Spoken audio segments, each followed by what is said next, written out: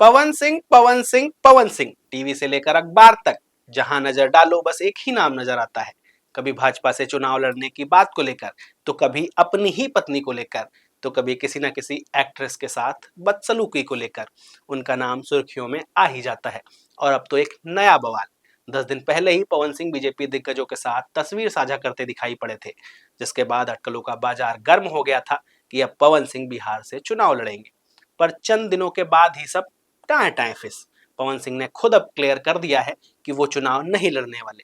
अब भगवान जाने कि पवन सिंह चुनाव नहीं लड़ने वाले या फिर उनकी बिगड़ती इमेज के चलते पार्टी हाईकमान ने उन्हें अल्टीमेटम दे दिया कि भैया खुद हट जाओ वरना हम हटाएंगे तो ज्यादा बेइज्जती होगी। चलो हंसी ठिठोली से हटकर मुद्दे पर बात करते हैं। तो बात कुछ ऐसी है कि भोजपुरी स्टार पवन सिंह ने 1 अक्टूबर 2025 को बीजेपी में वापसी की, जिसके बाद उनके चुनाव लड़ने की अफवाहों को जोर मिल गया। लेकिन महज 10 दिनों बाद ही यानी 11 अक्टूबर 2025 को उन्होंने एक्स पर पोस्ट कर साफ कर दिया कि भैया मैंने चुनाव लड़ने के लिए पार्टी ज्वाइन नहीं की थी। पवन सिंह ने पोस्ट में लिखा, मैं बिहार विधानसभा चुनाव लड़ने के लिए पार्टी ज्वाइन नहीं किया था और ना ही मुझे चुनाव लड़ना है। मैं पार्टी का सच्चा सिपाही हूं और रहूंगा। ये घोषणा उन्होंने तब की जब पवन सिंह की पर्सनल लाइफ का ड्रामा सोशल मीडिया में जमकर उछाला जा रहा है। उनकी पत्नी ज्योति सिंह ने उन पर गंभीर आरोप लगाए। अब मुद्दा अच्छे से समझना है तो एक साल पहले चलते हैं। कहानी की शुरुआत 2024 लोकसभा चुनाव से होती है। पवन सिंह को बीजेपी ने पश्चिम बंगाल के आसनसोल से टिकट दिया था, लेकिन 24 घंटे के भीतर ही उन्होंने चुनाव लड़ने से इनकार कर दिया और बिहार के काराकाट से इंडिपेंडेंट कैंडिडेट के रूप में चुनाव लड़ने की घोषणा कर दी। मतलब उनका नाम पीछे भागने वालों की लिस्ट में पहले से शुमार है। उनके इस कदम से पार्टी भी नाराज हुई और वो चुनाव भी हार गए। 2025 आते आते एक बार फिर जब बिहार विधानसभा चुनाव का बिगुल बजा तो पवन सिंह फिर से चल पड़े अपनी किस्मत आजमाने। पर शायद इस बार उनकी किस्मत को दीमक चाट गया। उनकी राजनीतिक गाड़ी चलती उससे पहले ही उनकी पत्नी ने ब्रेक पर पांव रख दिया। 1 अक्टूबर को दिल्ली में अमित शाह, जेपी नड्डा, विनोद तावड़े और उपेंद्र कुशवाहा की मौजूदगी में पवन बीजेपी में लौट आए। कुशवाहा ने पुरानी दुश्मनी भुला दी और तावड़े ने कहा कि पवन सिंह का स्वागत है, वे एनडीए की ताकत बढ़ाएंगे। आरा या बरहरा से टिकट की अटकलें लगने लगी।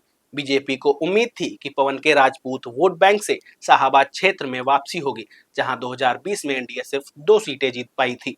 लेकिन यह खुशी ज्यादा देर तक न टिकी। 5 अक्टूबर को लखनऊ में पवन के घर पर ड्रामा हो गया। ज्योति सिंह फैमिली से मिलने पहुंची, लेकिन कथित तौर पर उन्हें अंदर नहीं घुसने दिया गया। वायरल वीडियो में ज्योति रोते हुए कहती नजर आई, मैं जहर खा लूंगी, पवन ने मेरे खिलाफ एफआईआर कराई है। उन्होंने पवन पर बेवफाई का आरोप लगाया। कहा कि चुनाव के बाद उन्होंने किसी दूसरी महिला को होटल ले जाते देखा है। 8 अक्टूबर को प्रेस कॉन्फ्रेंस में ज्योति ने और भी गंभीर आरोप लगाए। पवन ने मुझे अबॉर्शन पिल्स दी हैं, टॉर्चर किया। वे बच्चा चाहते थे लेकिन पिल्स क्यों दी? मैंने 25 स्लीपिंग पिल्स खा ली थी, अस्पताल ले जाया गया।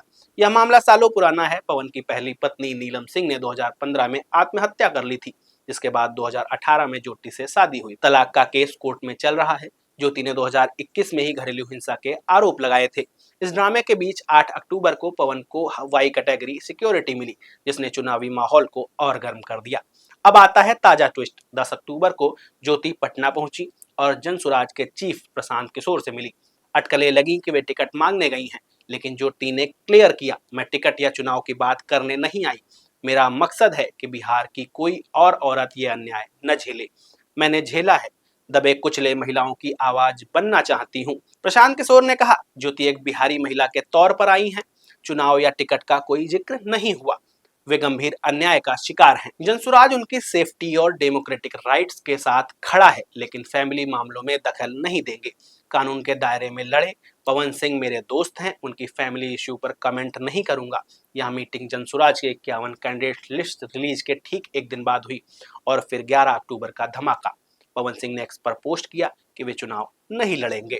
अब इसके पीछे की असल वजह क्या है, ये आप लोग कमेंट बॉक्स में जरूर बताइएगा।